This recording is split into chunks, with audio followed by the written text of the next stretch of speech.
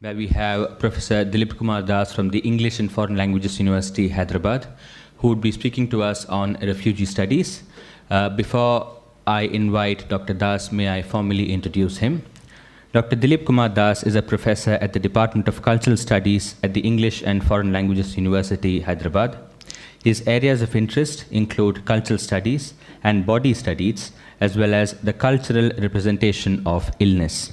He has published in the Journal of Contemporary Thought and has contributed to edited anthologies such as Subalternity and Difference, Investigations from the North and the South, edited by Gyanendra Pandey, Routledge, published by Routledge in 2011. At EFLU, he has offered courses on themes such as law and justice, the body, the subject, and biopolitics. May I now invite Dr. Dilip Kumar Das, please.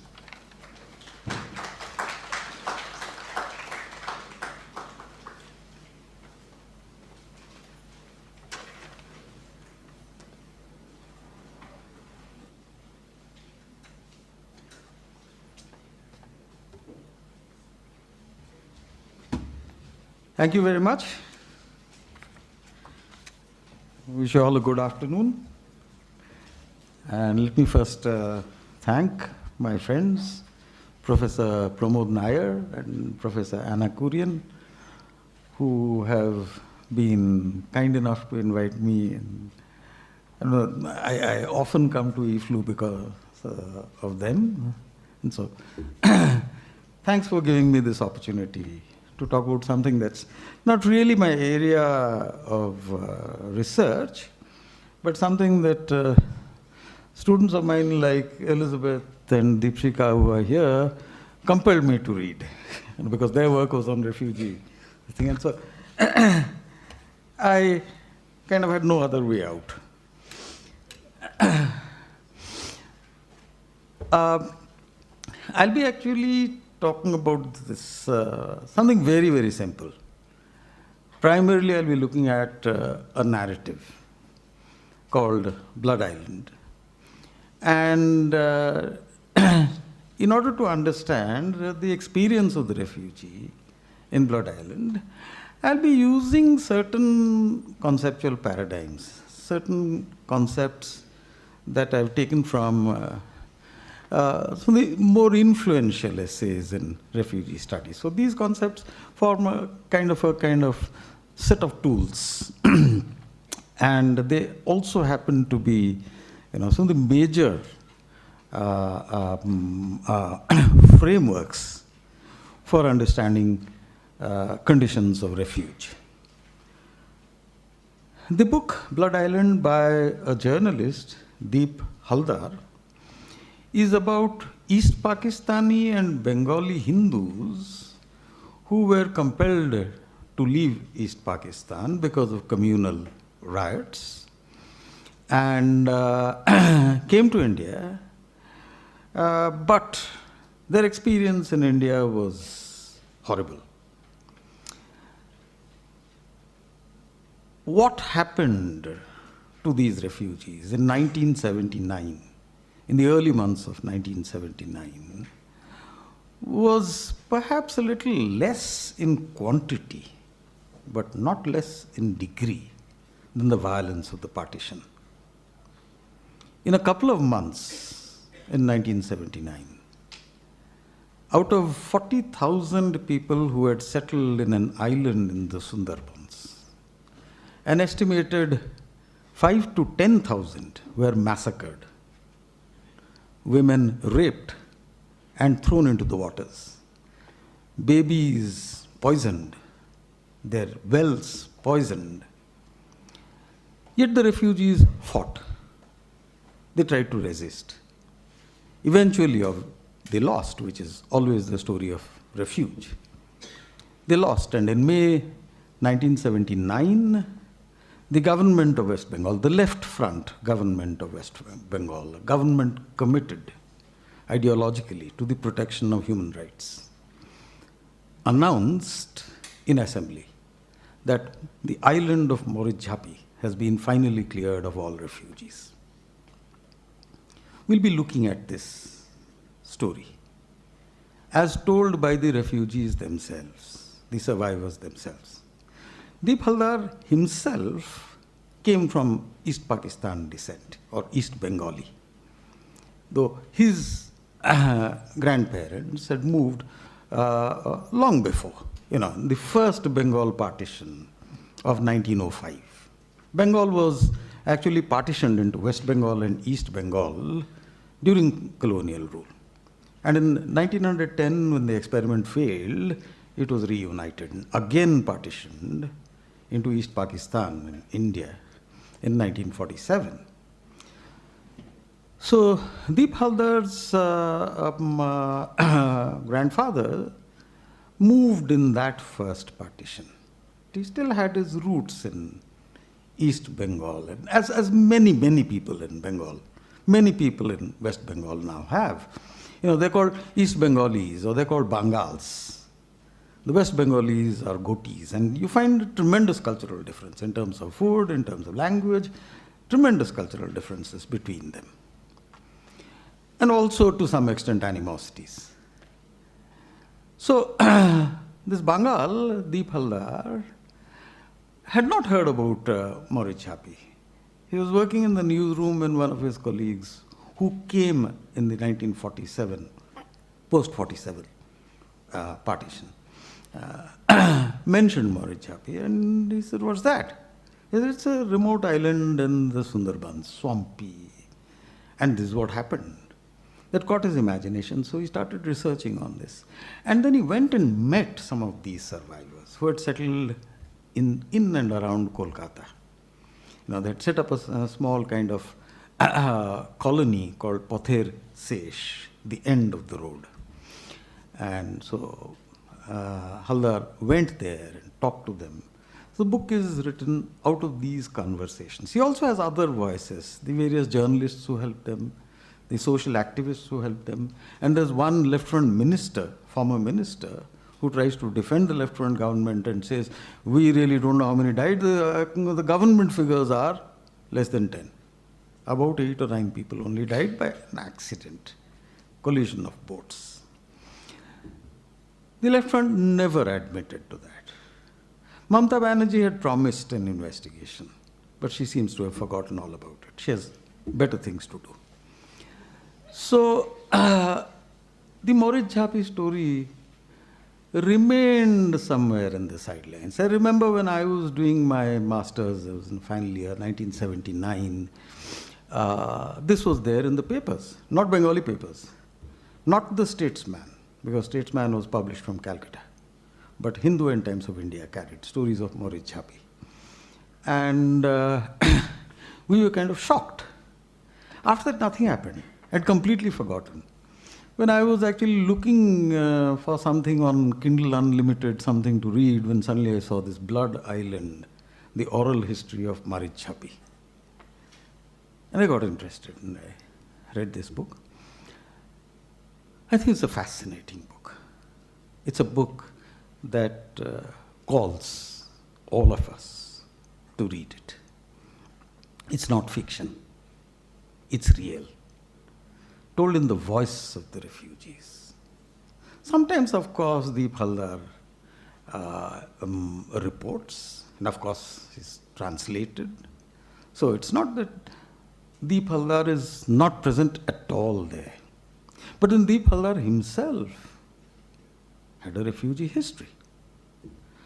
So it's the voice of the refugee. It's one refugee, an earlier refugee, expressing the experience, the feelings, the emotions of other refugees. The problem with refugees is refugees are never experts. It's the people, the sociologists, the anthropologists, the international relations people, the political science scholars, who are the experts and who tell us what a refugee goes through. That's the whole problem with refugee studies.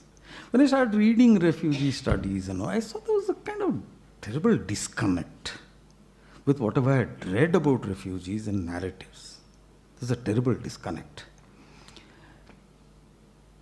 And so I thought, perhaps we should actually be focusing more on narratives, more on these stories, fictional or non-fictional, in which refugees talk about their own experience. Use these to test the theories. Now, that was what I had actually planned to set out to do today. But then I decided, okay, let me keep it simple. Because that would A, need much, much more time, and B, discussion would be of a somewhat high level, somewhat conceptual, abstract level. And I am a poor, simple guy. I don't like abstract, conceptual stuff. I like my feet on the ground. So I thought, okay, I'll just do one thing. I'll kind of briefly, in my own way, summarize some of the main ideas of refugee theory and see whether we can use these as instruments, as hammers and chisels, to understand the experience of the refugee in Blood Island. And since my reading of refugee stories has shown that refugees, unlike refugee studies assumption, refugees are all different from one another. There is no homogeneous refugee experience. There is no the refugee of refugee studies. Their contexts are different, their histories are different, the very nature of the experience is different. The cultural knowledges are different. The way they remember is different. The way they forget is different. And it is only when we turn to literature, only when we turn to memoirs and fictional narratives, that this tremendous heterogeneity, this tremendous play of differences appears. So, for that kind of contrast, I thought we could use what has been one of the seminal and one of the earliest expressions of refugee experience, Hannah Arendt's essay, We Refugees. Arendt herself was a refugee, Second World War, German Jew who had to move to the United States, first in Europe and eventually to the United States, where she picked up English, she learned English, she knew no English in Germany. So Arendt is both talking about herself and also talking about the Jew as refugee, the European refugee, the Second World War refugee in general. So it's both a kind of personal memoir or autobiography, and it's also a philosophical exploration of who is a refugee, what is the refugee's experience. So I thought it would be interesting to put these two texts together and to see what kind of an understanding of refugee-ness that we can arrive at. Is there a refugee-ness in the first place? So let me begin with the kind of background of Blood Island.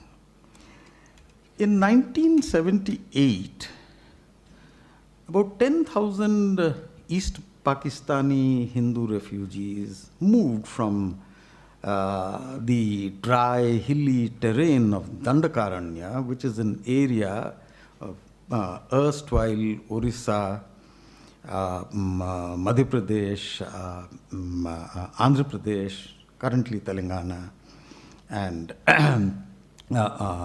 part of Maharashtra. So, very dry, mountainous, hilly area inhabited mostly by indigenous or Adivasi communities. And that was where the government decided to put these people. They found it very difficult staying there. And the left front government, when it was in opposition, and Jyoti Basu himself had met them and told them, we'll take you to Bengal, don't worry. Once we come to power, we'll take you to Bengal. And there's this lovely little island in the Sundarbans called Morij Jhapi. We'll put you there. So it's probably Jyoti Basu and the other left-wing politicians who actually gave them the idea. They decided to move to Marichapi. The West Bengal government said, no, that's reserve territory, reserve forest, ecologically unstable, cannot be settled. You are not allowed to go. They stopped them. Had checkposts, railway stations, bus stands. They had people posted there. But these people are determined and they managed to slip through all these. And about 10,000 of them arrived in Morichapi. Within a year, they had set up. Look, this was swampy area, high salinity soil. Nothing grows on that. 100 years back, a mad Englishman had started an experiment. This was uninhabited. Hamilton brought people, planted them there, as he said, to create a utopian community. The fellow went away. His utopia disappeared. It became dystopia. That was Morichapi, uninhabited. Some of the islands were inhabited. Lucibadi, for example, was inhabited. But many of these were not. So you can imagine the effort that went into it. Within a year, they had transformed it into a flourishing village community with a fishing cooperative. Most of them are fisher folk. With a fishing cooperative, a school, a health center, a boat manufacturing unit, a bakery, salt pans, facilities for harvesting fresh water, and it established very good trade relations with other Bengalis in the nearby islands. January 1979, West Bengal government says you have to evacuate and sets up a blockade of police boats around the island so that no supplies can come in. Its plan was to starve them out. The refugees were determined. They said, we may die, but we're not going to leave this island. So then the left front government sent its goons. March. Absolute carnage. Eventually, under these pressures, those who were left, those who survived, did not leave on their own. They were taken in the police boats, sent back to the camps from which they had come. And in May 1979, which was when I read this in the papers, a very triumphant West Bengal government announced Morichapi is finally cleared of refugees. That is the story of these people. We need a little historical context because our understanding of partition has been kind of so skewed by what happened on the Punjab front that we hardly know that there were people who suffered on this side also. In fact, 1947 to 1949, August 1947 to April 1949, an estimated 2 million Hindus left East Pakistan to settle in India. They came to West Bengal. What happened to them? Almost the whole of Jadavpur is actually a refugee colony. If you've read Amitav Ghosh's, what is it, The Circle of Reason? Shadow Lines, the Shadow Lines. There's this description of this refugee colony coming up with the shanties, the tin shanties, and the dirty water, etc.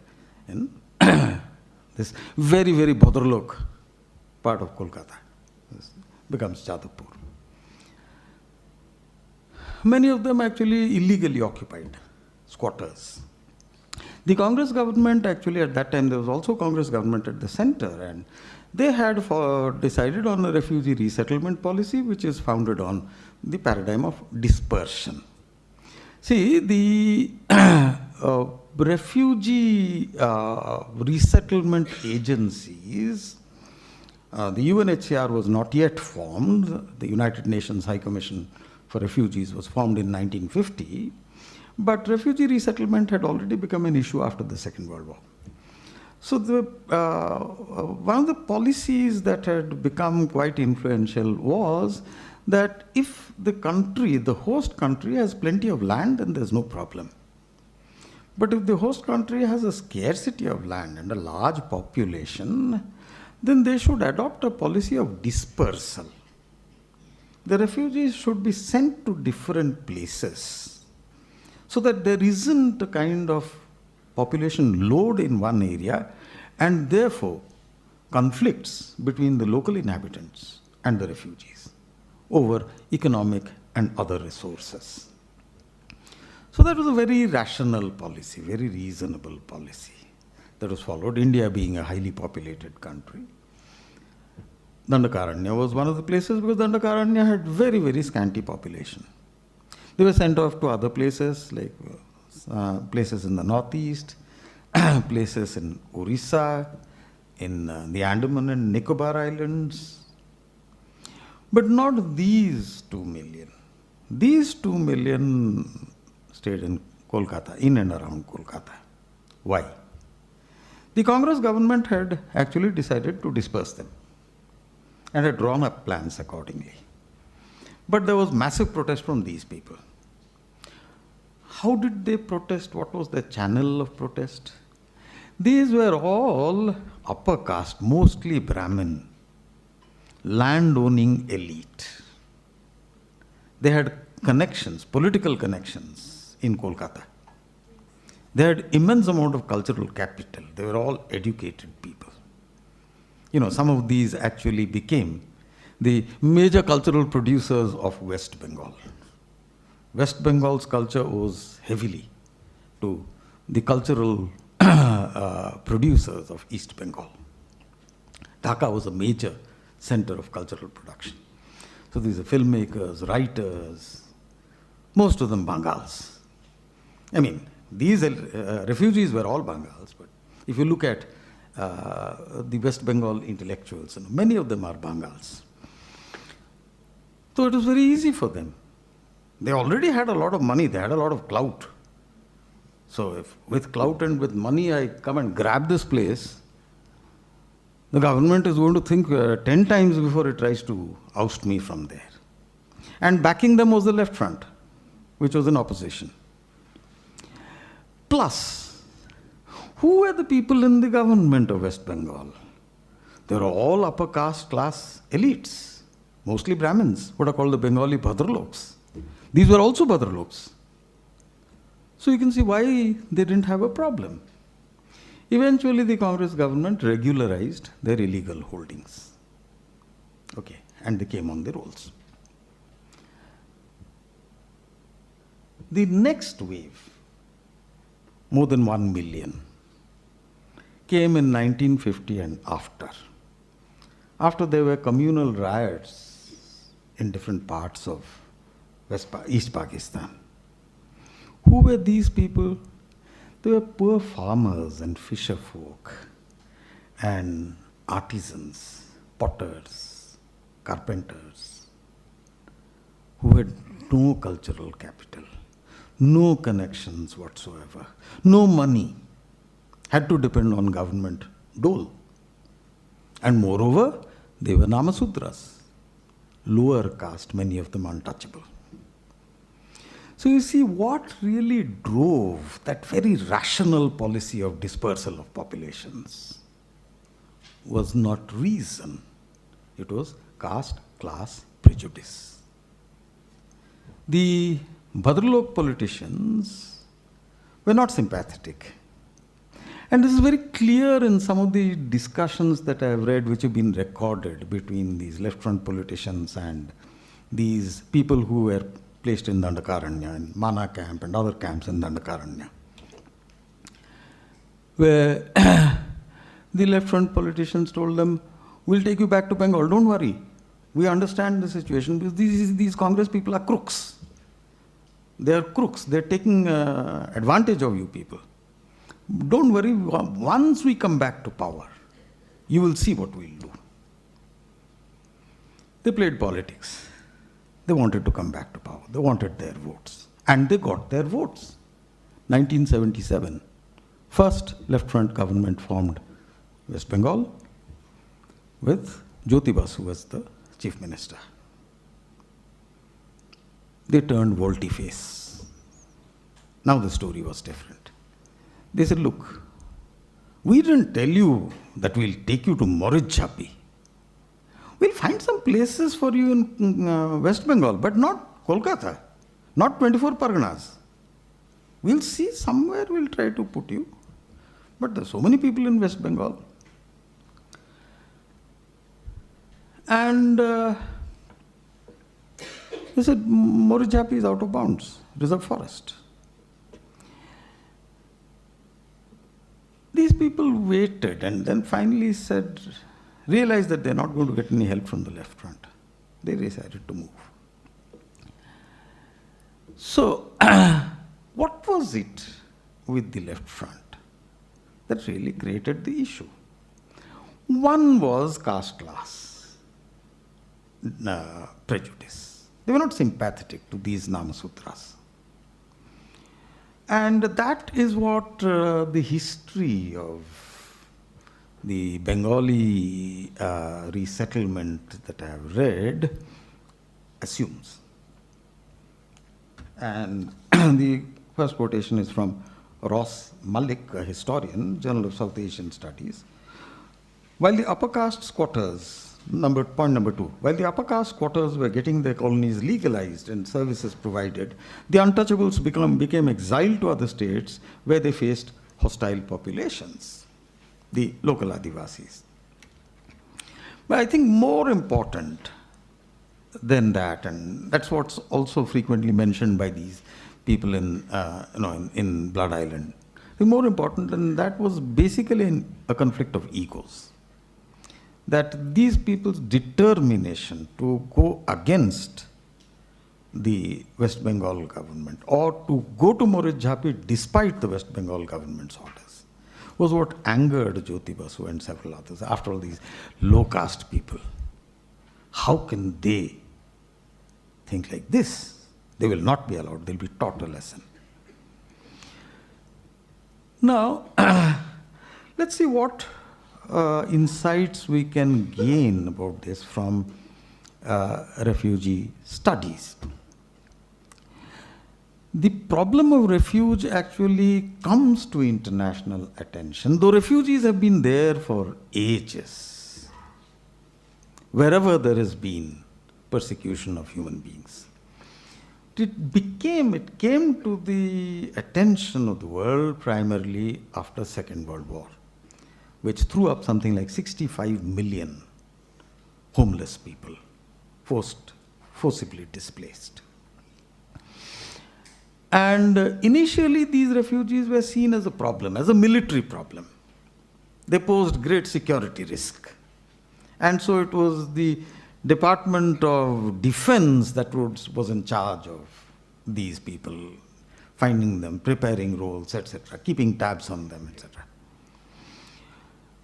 But then there were agencies that emerged, international or intergovernmental agencies that ultimately resulted in the formation of the UNHCR in 1950. So thinking of the problem of resettlement and not just security and surveillance. So the thing was how to develop a kind of sustainable and rational resettlement policy. And the UNHCR, when it was formed, was tasked with that. Initially, there were some empirical studies on refugees, primarily policy-oriented. These studies were undertaken primarily to see, any policy implications. And they were mostly under the auspices of the UNHCR. Then in 1980, Refugee Studies becomes launched. Oxford University establishes a Center for Refugee Studies. And Refugee Studies is an interdisciplinary social science field of inquiry, using sociology, political theory, later anthropology and geography, international relations, peace and conflict studies. So out of this combination, refugee studies emerges. By 1988, it's already established. The first Journal of Refugee Studies, titled Journal of Refugee Studies, launched by Oxford University, which has already started an MSc program in refugee and forced migration studies. So the refugee studies emerges in this historical context in the 1980s. And given this context, you can see why refugee studies was so much kind of focused on the question of social relations. The refugee problem was understood as a problem of social relations. People seek refuge because they are ousted from the society to which they belong, because they are perceived as not part of that society. They are persecuted as outsiders to that society. And when they go somewhere else, their problem is how to assimilate, how to be a part of the host community. So the problem of resettlement, the problem of refuge in the first place, and the problem of resettlement was understood within a paradigm that was very important in the social sciences. It was a paradigm called social interactionism. It's very simple. Basically, what it meant is that society is not just a collection of scattered individuals who kind of got together in one place. Society is constituted through organic interpersonal relations between these individuals. Just as an organ is constituted through relations between the individual tissue cells. The society is constituted in these interrelations between people.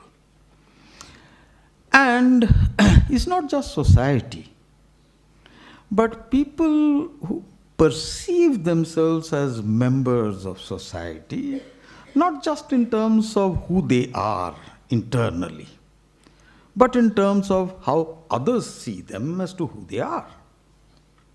That is, through their social relations with others, people understand themselves. The paradigm for this was developed by one of the early sociologists, pioneers of social psychology in the United States, George Herbert Mead, in his book 1934, Mind, Self and Society. Mead was talking about social identity. How does one understand oneself as a member of a society? Not understand oneself as an individual, but how does one understand oneself as belonging to a particular society, a particular community, which is called social identity. Mead said, look, social identity is constituted through two parts, dialectic of two parts, the I and the me. The me is my internal sense of who I am. The I is my relation with others, to whom I speak as an I. Me is my conversations with myself. I is my conversations with others, I, you. And a person's sense of self is constituted both through this kind of introspection, conversation with oneself, and social interaction, conversation with others. So, from there, it was possible to study a lot of things. It was possible to study how this sense of who I am comes to be constituted. It was possible to study how social order is constituted. It was possible to study which group identities could be dominant, which group identities could be marginal. So sociologists found this a fascinating concept, fascinating idea. And it continued to dominate sociology, social theory for decades. Egon Kunz's essay, which I have cited, point number 3. Exile and resettlement draws on this. Though Kunz does not directly mention Mead, does not cite Mead, it was not necessary to cite Mead. In fact, this in sociology, there's a lot of discussion about median paradigm. And unless you are an initiated, it's very difficult to understand which Mead is this is talking about. Who is this median? This guy who comes up with something called a median paradigm. And you'll find it very difficult to locate because most books don't even mention. It's kind of taken for granted. That is received wisdom in sociology, in social theory. So Kunz doesn't mention that. Kunz's essay is about the conditions under which people flee, people become refugees, and the conditions that enable or obstruct their resettlement in the host country.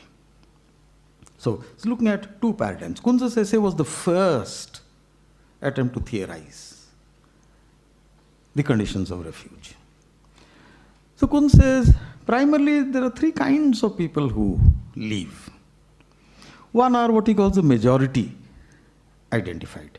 These are people who are affiliated to the nation, loyal to the nation or affiliated to the nation and national ideology, but are disaffiliated from the government's policies.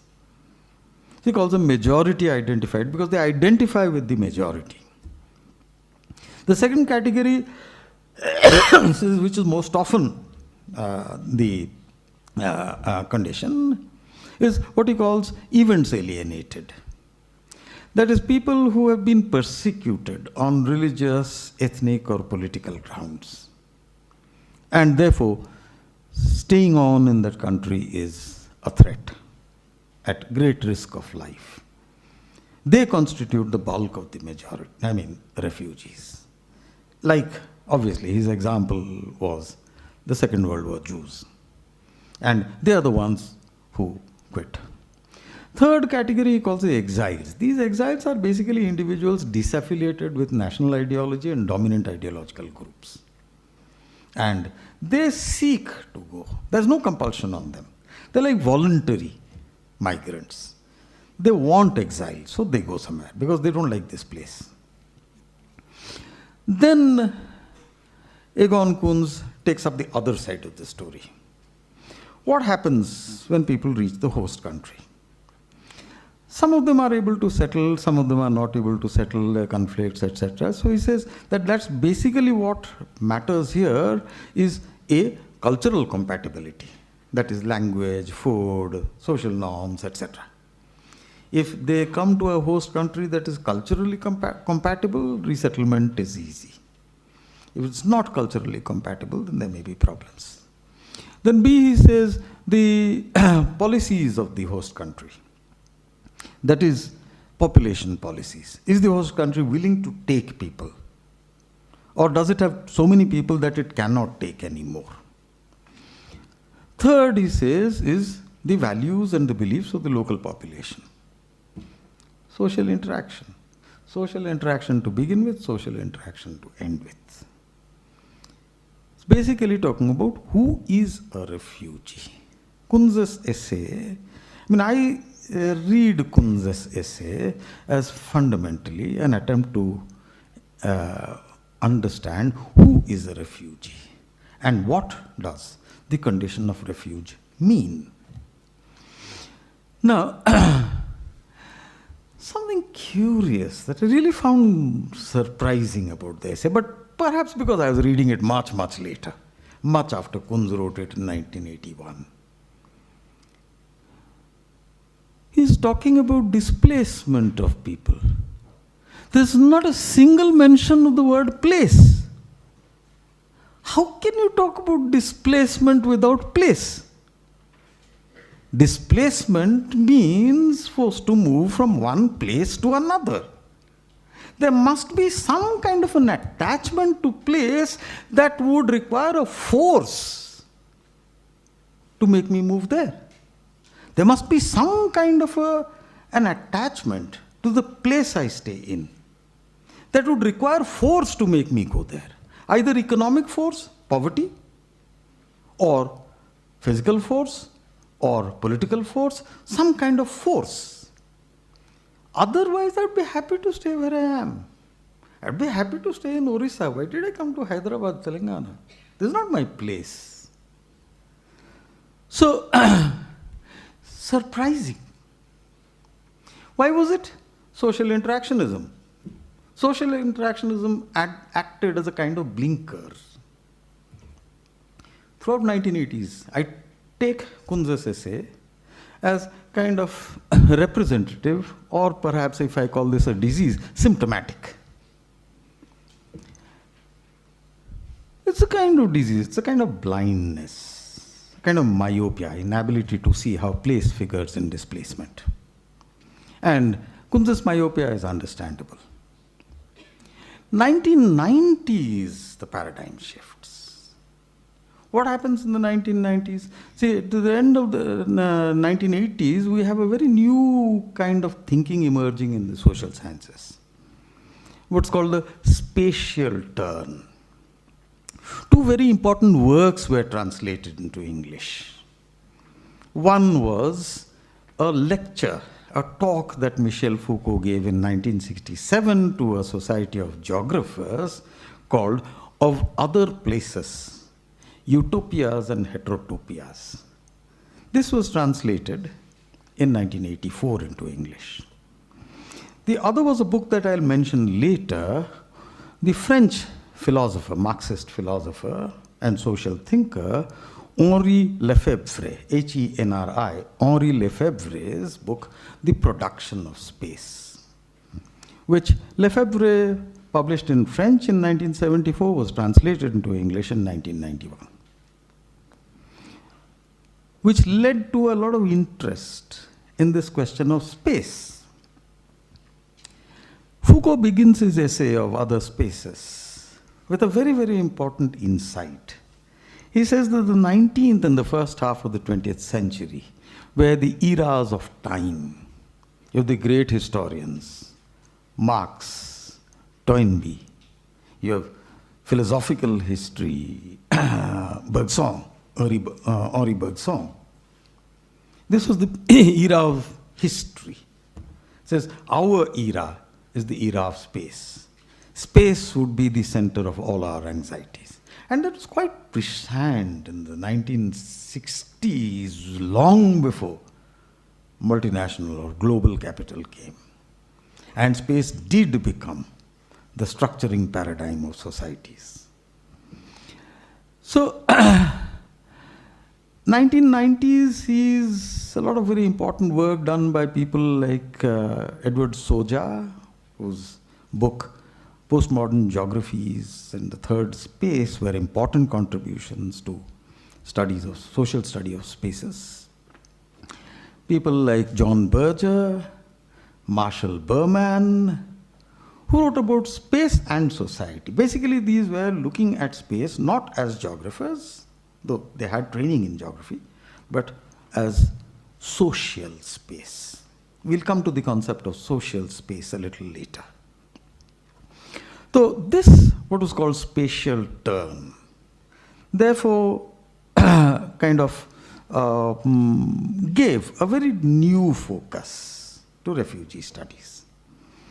So we have people, geographers like Richard Black and Vaughan Robinson, V-A-U-G-H-A-N Robinson, Vaughan Robinson. They wrote a book together, they edited a book together called Geography and Refugees. Patterns and Prospects, 1993, which was a very important book. Both their arguments is that geography is the science of space. The problem of refuge is a problem of forced displacement. Geographers have a passion for places. And therefore, who else but the geographer can explain some of the phenomena that are fundamental to the condition of refuge?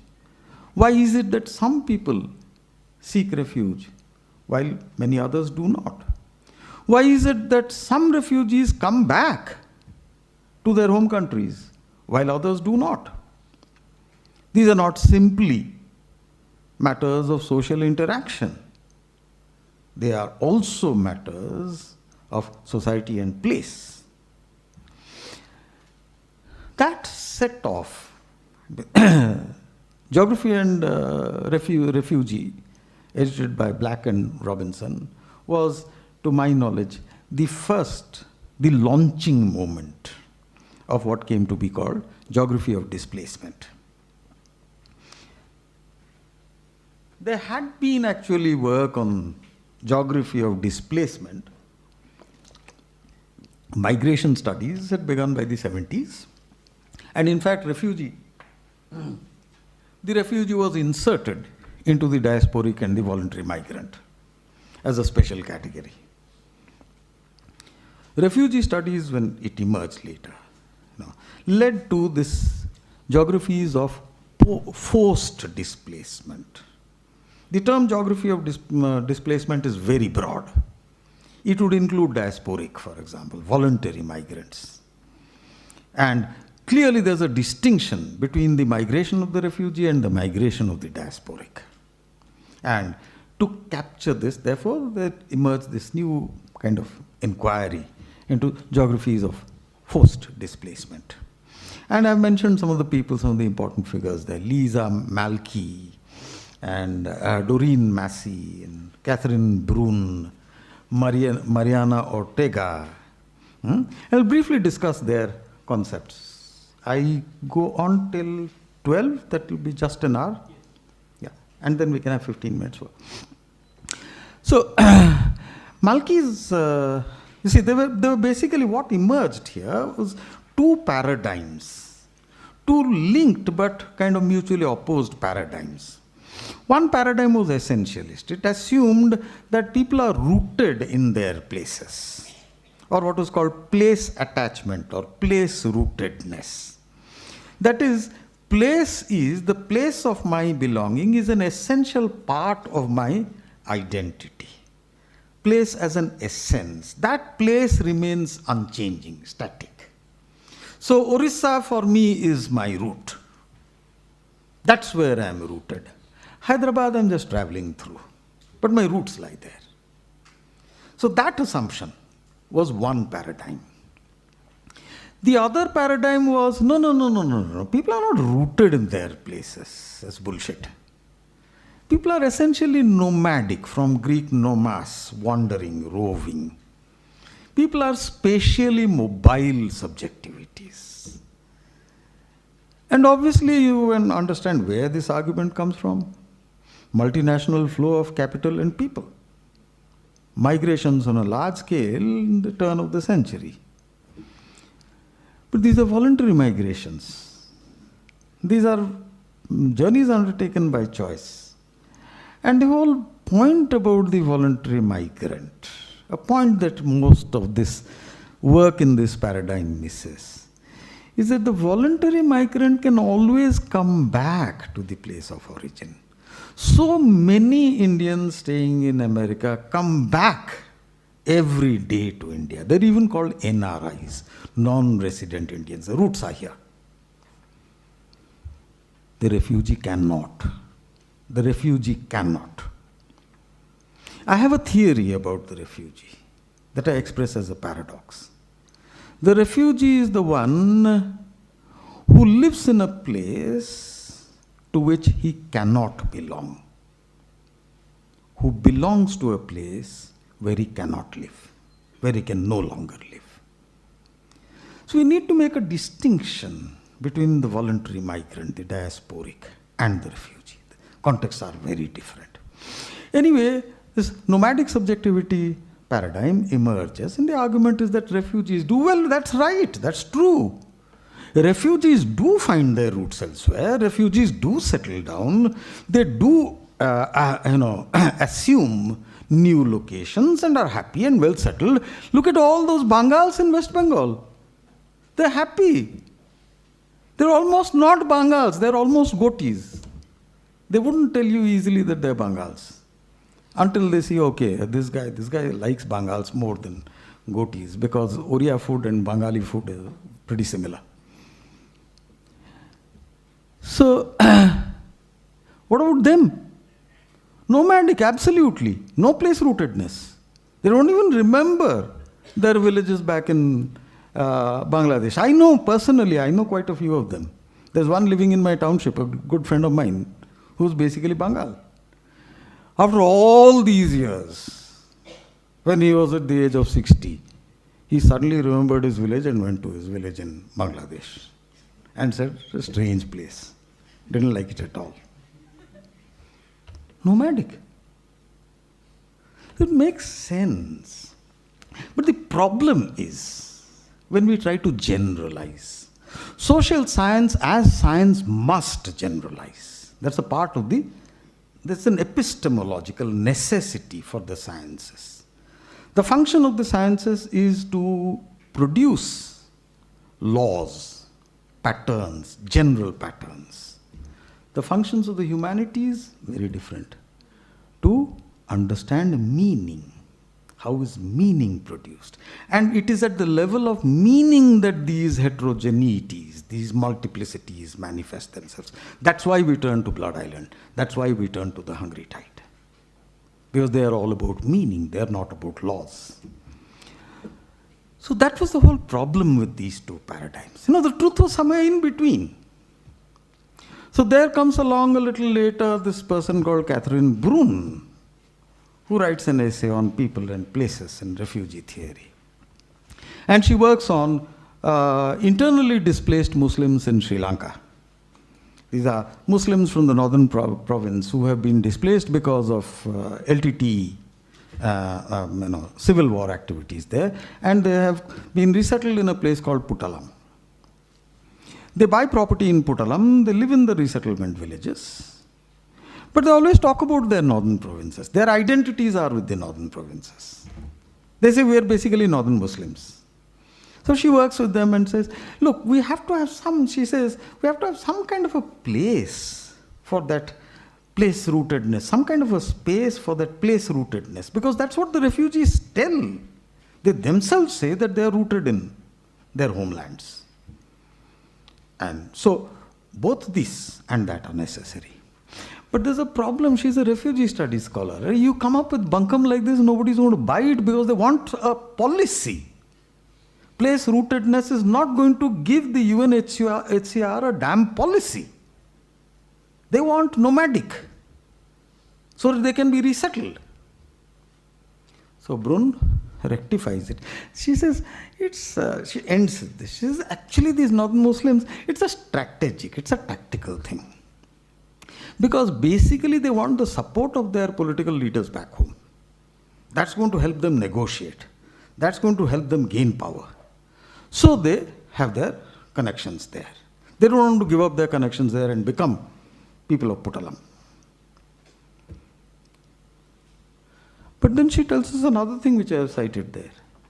She says that most of these resettlement villages were kind of reconstructed on the basis of their old villages. Many even had the same place names. Is that a tactical measure to win the support of their local politicians? No. What is it? It's a working out of memory. It's a working out of the roots. So, though Brunn comes to a very important insight, in the very last minute she has a failure of nerve because she is a social scientist and must contribute to policy. Let's look at Mariana Ortega, who's more kind of humanist in her approach. Ortega comes up with this concept of home tactics, which is basically the things that one does to make the unhomely homely. Home tactics are basically things that one does, performative, things that you perform, in order to make that strange, unfamiliar place that you now inhabit familiar and homely. So this is not the essentialist place rootedness, because home tactics you don't do at home. Home tactics you do in unhomeliness. Nor is this nomadic, because your connection is still there. What kind of a connection? It's not an economic connection. It's not a political connection, as Brun would argue. It is a deeply emotive, affective connection with land. I like Ortega's concept of home tactics because it brings in something that is important for us in the humanities. Affect, emotion. Land is not something that I have only an economic or political affiliation with. Land is something that holds my heart. It is the deep emotional bonding with land that constitutes my sense of who I am. Rootedness is not economy and politics. Rootedness is affect. Let me give you a very banal example of home tactics, and then I'll give you a better example. In Secunderabad, there was once a restaurant. It's closed down now. It's a branch of another restaurant which is still there, called Amantran. It's a Bengali restaurant. Amantran means invitation. When I went there when this restaurant opened, because I was a regular customer of their main branch near Indira Park. So when this opened, the guy called me and said, "Sir, we opened something near your house." And I went there, not the first day, a couple of days after that, because I wanted to kind of avoid that inauguration bullshit. So I walk in there, and then I see pictures. Rabindranath Tagore, Satyajit Ray, Howrah Bridge, Bibidi Bagh, Sharmila Tagore, Uttam Nayak, Dakshineshwar Kali Temple, Babu Ghat, Prinsep Ghat. What's all this doing here? This is a place where you come to eat. This is not a damn museum or a gallery. What's all this doing here? What do you think it was doing there? Home tactics. Creating a home. For whom? For the displaced Bengalis. In the unhomeliness of Hyderabad. The home. And also for poor displaced Orias. Because we Orias never did any home tactic. We depend on our close neighbors, the Bengalis, for their home tactics. And so the home tactics that I did was basically Bengali home tactics. So, it's a banal example. But that's something that we've all been through. We've all been through that. You go to, CR Park in Delhi. It's completely Bangalized. You can't even recognize it's Delhi. Okay? Let me give you another example. In Blood Island, these people are kept in Dandakaranya, and they feel absolutely alienated, dry, arid land, cannot do agriculture there. The Adivasis are hostile, they attack them. The camp officials, the administration, the guards, they're corrupt. Everything is bad. So what do? Sit and mourn? No. They do home tactics. One Poush Sankranti, they observe Poush Mela. Poush Mela is a harvest festival that is very popular in Bangladesh and also in Shantiniketan every year. Actually, Poush Mela was started in West Bengal by Rabindranath Tagore's father, Devendranath Tagore, 1843. It's a harvest festival, generally at the end of December, like the Makar Sankranti and all that. The end of harvest, and so a period of holiday. They celebrate Poush Mela. They have Kobigan, that is, they sing songs of Rabindranath Tagore. And then they have a cinema, a bioscope, and they watch a film, a favorite old Bengali film called Sitar Bonabas, or The Banishment of Sita. And says, in our Bangla, we used to do this. And so we do this here. Home tactics. Performative in the literal sense, it's performance. And more importantly, bodily performative. It is what you do with the body. Because ultimately, home tactics, there's not a point that Mariana Ortega makes, and I'm surprised that she doesn't make it, because her examples show that. They point to that. Absolutely. They kind of don't allow you to miss the point. We occupy spaces in our bodies, not in our minds. Our spatial existence is fundamentally an embodied existence. It is the relation between body and place, between body and land, that constitutes our sense of who we are. Okay. We will be looking at this in the next session, in the extracts, the 3 chapters from Blood Island, and the contrast with Arendt, who is a fascinating writer. But that is what is missing in her essay. She talks about home, but home is not home, really. Arendt's home is not home. Arendt's home is in here. Is the thought out place of domesticity. The home these people are talking about is very different. The mud, the swamps, the Padmakist land, the tide water rising and the mohanas falling. Vision, smell. At Hasnabad, the smell of the earth, the smell of tide water, the taste of food caught from this land, the feel of mud, deeply sensuous imagery.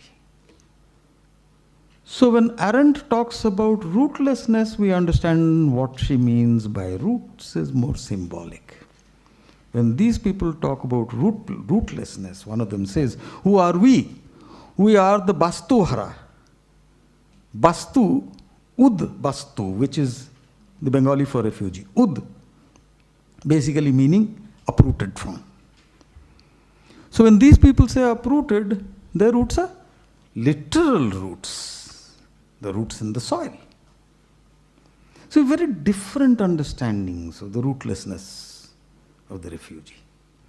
Now, all of these paradigms that I mentioned, social interaction, place-rootedness, nomadic subjectivity, home tactics, all of these are important factors in understanding the refugee's experience.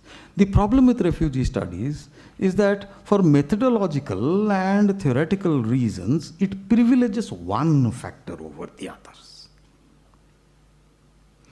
I think it is when we turn to narratives where we kind of get not immediate experience, unmediated experience. Because the moment something is written, it becomes mediated. So I'm not saying we get the raw experience of refuge, but where we get to see the refugee's perspective on the condition of refuge. And this perspective is not dominated by theories. It's not a theorized, it's not a reflected perspective. Not all refugees are Hannah Arendt. And certainly not the East Bengali, the Bengal refugees in Morijapi. They were not Hannah Arendt, they were poor farmers and fishermen.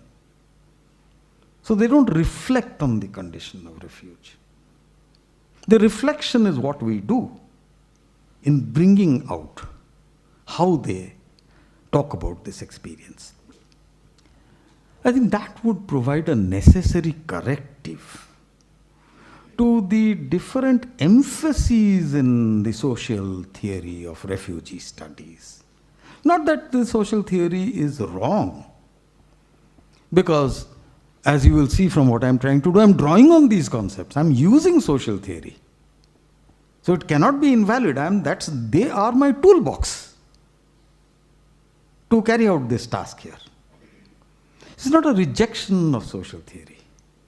It's a kind of reorientation of that thinking in social theory towards directions which are implicit, which are lying in social theory, implicit in Catherine Brunn, for example.